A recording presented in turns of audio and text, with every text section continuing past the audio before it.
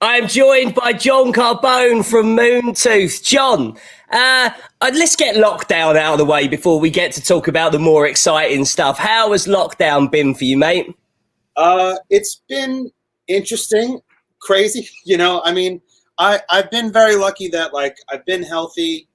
I might have had it. I felt a little feverish early on in it, so I quarantined for 14 days. I'm in my apartment right now. That was actually, I felt like I was going crazy. I went outside one day just to go drive around, but other than that, I stayed inside, and it's a studio apartment kind of thing. So it's like I just woke up in the same room every day, like this again, I feel like we've all been bit by that. Like, have you been staying creative? Because Crux was obviously out in 2019. We'll talk about the acoustic stuff as well. But have you been staying creative, or has it just been like, the world is weird, I'm going to take this time off? A bit of both, actually. There's the funny thing about this, and I think everybody can relate to it, is that if you get laid off, and again, I have to say I'm incredibly lucky that I wasn't, I was financially okay. I was laid off, from the job I work on when I'm not touring. But between that and some royalty checks, and I was able to get by. So I don't mean to complain at all right off the bat. But, I think everybody had a kind of thing where like, oh, now I have all this time to work on stuff, and you might hit some strides. But I think everybody hit that, I have all the time in the world and I don't want to do a goddamn thing. And I'm just going to sit and be lethargic, and so it was a bit of both. I have my own songs and that I work on outside of Moontooth, so I got good work done with that. And also Moontooth was busy. We already had this acoustic EP thing in the works before any of this stuff, so luckily we had work to do on, so it could have hit at a worse time, luckily. So I was going to ask that a little bit later on about whether this was planned or not. But first, so I'm very lucky with my job. I'm super grateful. I get to sit here all week and I get to talk to bands all week long of all shapes and sizes. But the thing that really excites me, John, is when a band come along and they're truly uncategorizable. So when someone says what the Moontooth sound like, I'm like, a bit of this, bit of this, bit of this, bit of this. What I would say is that musically, the stuff that certainly the material that permeates Crux is quite dense in that there's a lot going on in tight spaces. So I was stoked that it was Rolling Stone who really gave Moontooth a go. How has the Crux cycle been for you, and what does the Crux cycle say about Moontooth? I think it represents a lot about us as a band and as people. We were, we had, people used to ask us oh, are you guys signed? And I would say, yeah, we're signed to, we really like your sound, but we want to see what you guys do with it records, because that's what we were hearing. All these people be like, you guys are so great. Oh, you're so good. And yeah, how about a record deal? Well, we can't really take the chance on it right now, because we are, as you said, a little hard to pin down. We don't sound exactly like things that any particular label is making money off of. So understandably, they're a business. It was a gamble to sign us. So it got to the point when our good friends were forming this label called Modern Static Records, and they were with us the whole time. Tom Napo and Travis Gentile, and they just kind of said let's just do it ourselves. We want to start this label. Let's help you out, put it out. And they both worked in the industry in different regards. So to get back to what you were asking, the album cycle was a good representation of our attitude, whereas nobody was biting. We knew we had something really good. So we almost just kind of said all right, idiots, we'll just do it ourselves. We'll show you it first. And we did with Modern Static Records, who we couldn't have done it without, because they helped finance it, and through their connections, we helped put it out. And they're also really good friends of ours. We just put it all out ourselves. And then that's when, we got Pitchfork, Rolling Stone, Alternative Press, all these things started kind of hitting them off. Bam, bam, bam, bam, getting all these things. And then, that's when management came. That's when the labels came and everything. And everybody kind of started biting. And it felt, I don't know. I'll apologize now. I'll do a blanket apology for any kind of arrogance I might display. I don't mean to be arrogant.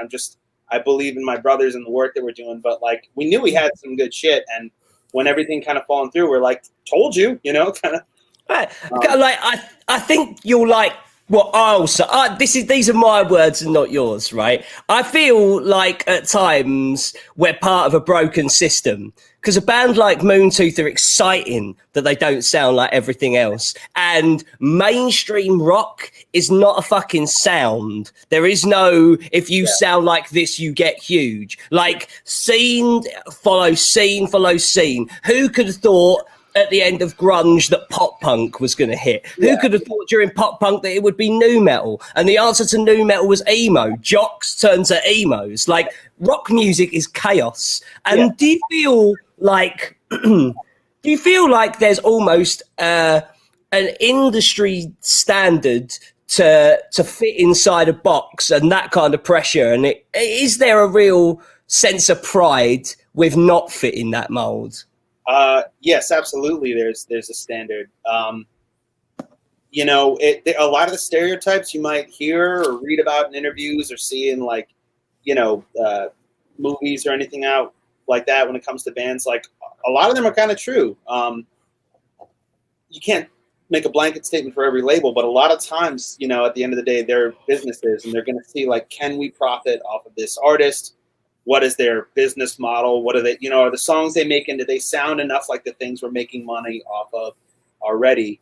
And it's this kind of like this weird kind of like catch-22 where it's just like you can't, get your foot in the door until you prove yourself, but you can't prove yourself until they give you a foot in the door.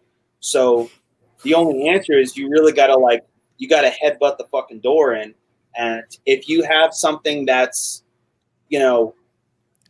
true and something that is, what's the word I'm looking? It's something that like needs to be heard, and you're honest with what you're doing, like it'll stick. You could go the route of saying like, okay, well, this band, and this band is getting played all the time on these metal stations or these radio stations. So let's kind of gear our sound to do that, and you might get successful, but there's no longevity in that. You know what I mean? If you ride in on like a train made out of chewing gum, once that train made out of chewing gum loses its flavor, it's going to derail. You know what I mean? But like if you headbutt the door down and say like there's and no one else like us, and there never will be. If you want what we have, you're only going to be able to come to us. Then you'll have longevity. And we don't write the music that we write because we want to be the latter in that situation. We write what we feel, and it just happens to be this kind of thing. Again, I'm very aware of like how pretentious it might sound. We talk. No, that was my lead in, not your words, man. I'm very keen to point that out because I want to say like, your voice is fucking otherworldly, mate. So I want to know what the fuck you were doing before Moontooth. Because, like, as a band, you're in your late 20s and your early 30s, you guys, right? Yeah. And I listened to a voice like that and frankly be like, where the fuck has this been for the last decade of his life? Like, what were you doing without Moontooth? Because while the music is obviously super complex and super dense, at the heart of it, there's your vocals that are really rich and warm and welcoming. Thank you. Well, it's interesting. Moontooth had a lot to do with how my voice ended up sounding because I started off playing drums when I was a teenager with just my friends. And then some time went by. I kind of have, like, I like learning. I'm a very poor student. So I was, never able to kind of like take lessons or do anything like that. I just learned the drums from just my buddy said like, we need a drummer, figure out how to play the drums. So I figured out how to do this, and that's been my approach with like guitar and piano as well.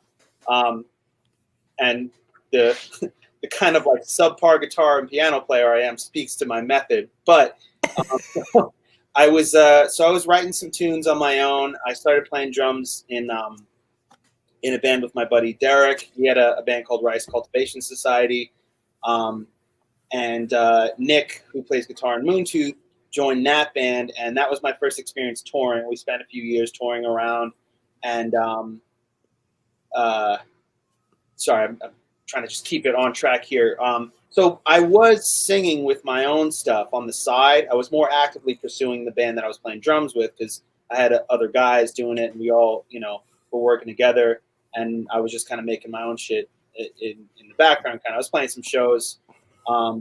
So when Moontooth was going to get started, the Nick knew a little bit of my singing from my own solo stuff, and I kind of, just told him like, listen, man, I know I can do this. I know I'd been a huge fan of him and Ray and their previous band Exemption. And so I just started with that. And like the vocals that I had before, definitely not as loud and big. And, as much, my own stuff is kind of more like indie rock kind of stuff. And just writing to what they make, the music that they make, forced me to respond in kind, where like, that music is fucking bam, bam, bam, bam, bam. So like the vocals, I just did whatever felt matched it, and things started coming out.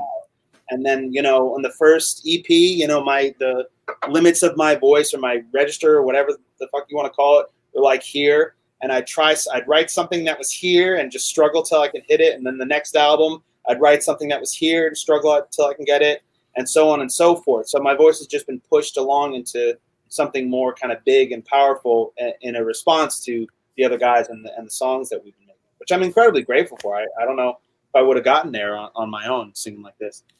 Is that reflective in your songwriting style as well? Like, it feels like Moontooth's ambition artistically is grand. Like, I listen to Crux and I'm excited by it, and I listen to Violent Grief, which we'll get to in a second, and I'm excited by it, but I'm really excited about where this goes next, because Crux almost feels like it's trying to burst out of itself, like there's more ideas to come. I think a good way to put it is the four of us, we found the right guys. I'll end up repeating this again, and this comes into play in so many different ways, but we found the right guys. We found the right team. The four of us, needed to find each other. Moontooth could have only happened with the four of us.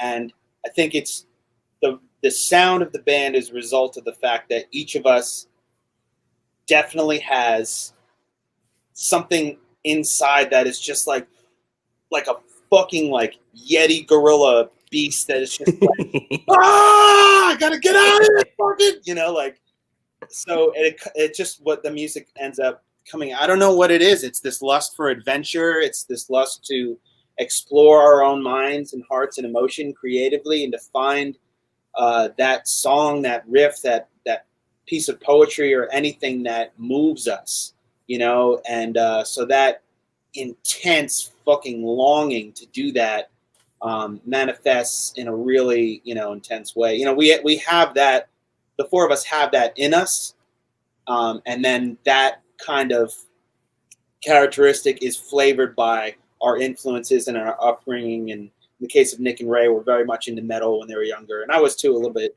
as well, and Ben as well. But so it kind of just went that route. But whatever, even if we were making, if we were all just into, the guys, we all like all sorts of different shit too. So, if we were like, if like Pantera and Metallica and stuff was the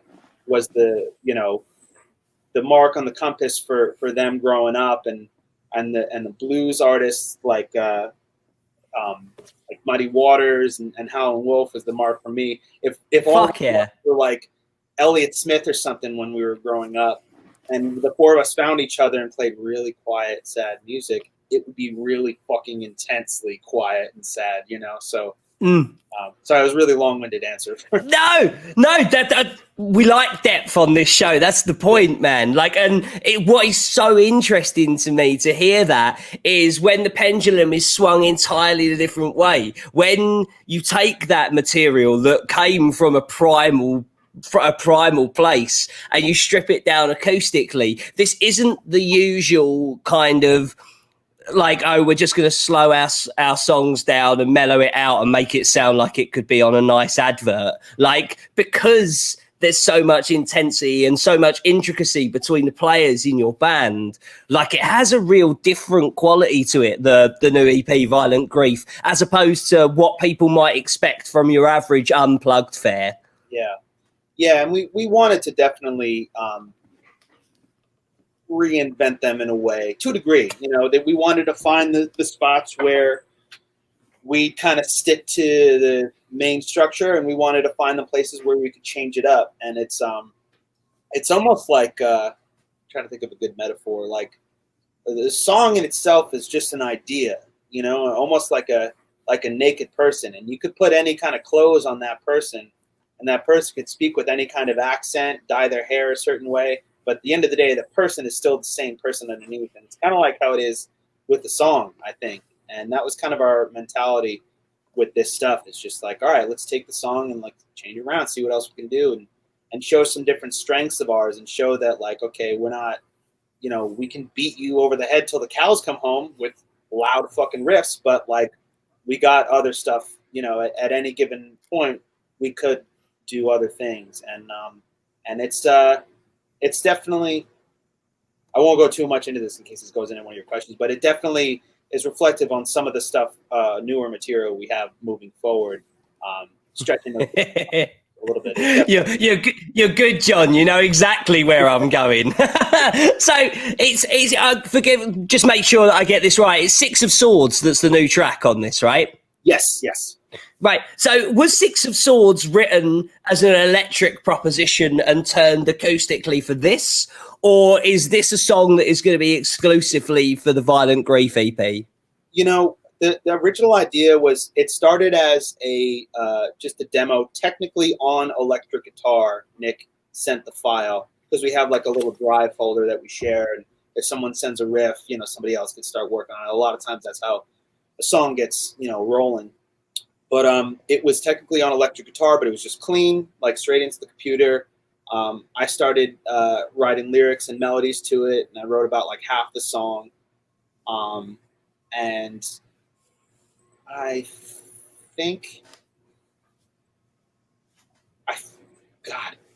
that I finished the song once this idea of making an acoustic version was on the table. Maybe I finished it shortly before that, but once we started talking about this acoustic EP and talking about doing Six of Swords for it, our first thought was just like, yeah, we'll do it for the EP, and then on our next album, we'll do a different, like, electric kind of version of it. Now, honestly, I'm kind of feeling like it won't be on the new one, but we haven't really talked about that. We have a lot of material, so it's like, I would almost kind of think like, fuck it, let's just leave it for the acoustic EP, and we could always revisit it later, but like, let's move on to the next thing. But yeah, you know. Well, what's interesting about a band that's in your position, because I don't think it's extreme to say that the Crux cycle has been, as a collective, like your most successful moment in time. But because you were steadfast in clinging to, like, no, we're Moontooth, this is what we do. Like, if you want this, this is it. Like, that's how it is. I think that takes a certain level of inner confidence to have that mindset anyway. But confidence is a funny thing when a band is vindicated for that. So when it comes to this, now that we've been vindicated, what I actually thought was it might throw the musical ambitions even further. Am I barking up the right tree? You mean like the fact that we, well, quote unquote, gambled and it worked out? Will that like push our ambition further? No, go ahead. Sorry. No. Yeah, like, no, it's interesting to hear the counterpoint. Like, to me, I thought it would be like, right, fuck it, people trust us, go. But if you trust yourself and you create for yourself, then that's immaterial anyway. So I'm interested to get your take. There is no pushing our ambition further, I think, because even from the get-go, you know, we were just like, the world is fucking ours. You know what I mean? Like, we're from Long Island, New York, and you know, my dad's a big Billy Joel fan. Side note, people hate on Billy Joel so much. Not talking about Billy Joel the person, but just his music. I grew up with that, and I will fight you. I don't care if you want to hate on it. So Billy Joel does this. He does like a residency at MSG because he's in Long Island. Yeah. And my dad will go to see him sometimes, and I always tell my dad, like, tell Billy I said thanks for keeping the stage warm for me, because that's my stage, you know? And we've always kind of had that attitude, which is I think important, you know what I mean? Because like when you're young and maybe a little naive, if you're confident in what you're doing, and our confidence came from the fact that we were in love with what we were doing, and we felt true and free, you know, like nothing else we'd ever experienced before, you know. So fucking shoot for the stars if you feel that, and you'll learn the lessons along the way. So we always had that ambition.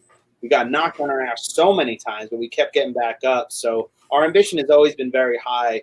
I will say that, like, being vindicated and having Crux work out the way it did, you know, it helps fuel and continue going.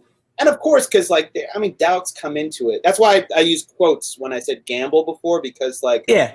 you could say it's a gamble. We're risking our lives to do this, or our livelihoods. But like, I don't think, I'll speak for myself, but I think I can speak for the other guys as well. Like, we don't really think it's a gamble. We have every bit of confidence in that we can make a career out of this. You know, we're not trying to fucking have mansions in every, you know, continent or anything like that. We just want to have a career to be able to pay the bills and hopefully support a family someday, which is totally doable. Not because we're so fucking amazing, but just because we believe in what we're doing it for the right reasons, and we refuse to give up. So, you know. What sort of shows were you playing in Long Island then? Because it's funny, man. Like, when I hear you talk like that, so I've got mates from that way. Like, so I live in California now, but I've only been here 3 years, but I've been visiting the US for fucking years. And I've got mates out that way that play in hardcore bands. And that's their attitude, like is distilled, is exactly the way that you were looking at the world there. And yet, like, Moontooth is, while I can hear bits of, like, again, more artistic sides of hardcore in it, like, Moontooth's an uncategorizable thing. What kind of shows were you playing? Because it's hard to kind of go, well, you know, that's the attitude of a Long Island hardcore band. It's not a hardcore band. So what kind of shows were you playing there? I mean, so we definitely, first of all, but I won't take too long on this because I know this is not professional, but where are you from originally? So I'm from South London. So yeah, I've lived in only 2 cities, and they're big cities, London and LA. So that's it. Interesting. Cool. Well, welcome to the States. I'm sorry, it's fucking terrible. There's ups and downs.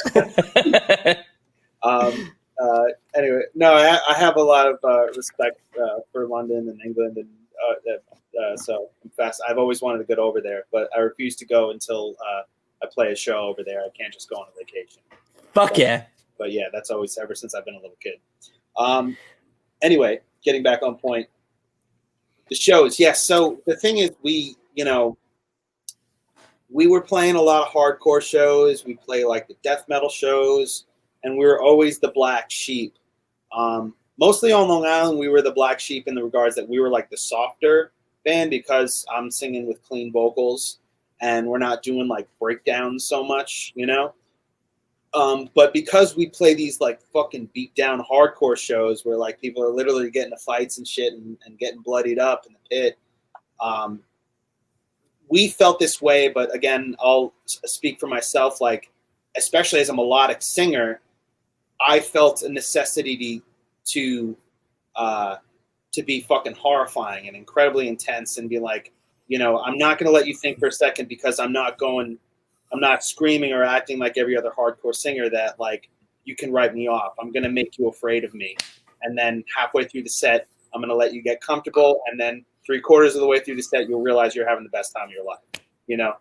But, so it's just like, I had this attitude to approach it like a fucking feral beast, and just, you know, like just bashing my heads into things, just jumping all over things, like just being complete Wolverines. And that's how the 4 of us really behaved with these shows. So while sonically we sounded pretty different from these hardcore bands, these death metal bands, musically there was enough of a bridge to make, but it was our behavior and our live show that never made anyone say, oh, what the hell are these guys doing here? It was always welcoming. community. But there's also a lot of really cool people and cool bands in the hardcore and and metal scene on Long Island. So you're not dealing with assholes. Do you think that there's perhaps a slight stigma out there about bands with clean vocalists? Because my argument to that always is Slayer have a clean vocalist, right? He's not Cookie Monstering and he's not screeching, and you can fucking hear every fucking word Summer Rae says. That way. Oh, I'm gonna remember. Yeah. I mean, I think so a little bit, but again, Vin, Nick, and Ray are much more well versed in like the different subgenres of metal and and whatnot, especially Vin. So they could probably speak a little bit more to that. When I was growing up, when I was younger, I loved like new metal and stuff. That was like kind of when I first started getting into bands and whatnot. Korn was my first concert at Madison Square Garden. Nice. But so I'm a little bit removed from that, but like I've learned a lot more about like the subgenres and the scene and locally in that regard, because it's a much different scene playing, because the band I played drums in, Rice Cultivation Society, it was kind of like indie math kind of stuff. It was really, really fucking great music. Our buddy Derek Smith is an absolute genius, and it was a pleasure to play drums in a band like that, and so challenging. But the shows were so different, and the crowds were so different. You know what I mean? And but to get back to your question, yeah, I think so. A lot of times, especially in the earlier days, I would look at like comments and stuff if we put stuff on YouTube, and a lot of times it was just like, oh, this is fucking great, lose the fucking singer sucks, this and that, and it was some of that stuff. But once we kept going and putting music out and touring more and getting more of a fan base, those voices got smaller and our audience got bigger, and people were definitely more receptive. Like, the thing that's fascinating to me is when we were talking influences earlier and you went to Howlin' Wolf and Muddy Waters and down that kind of road, I always think it's fascinating when a singer has a different backdrop to their band, because that's when unique shit starts to happen. What was your, like, and you mentioned you rap for Billy Joel. I'll tell you a cool Billy Joel story once we finish recording. But like, what is your personal musical background? What was the music that you loved coming into this? So around the time that Moontooth started, I was mostly listening to like indie rock. So I kind of refer to it as like the golden age of indie rock, and like in like 2008 to 2010, kind of focused around Brooklyn especially.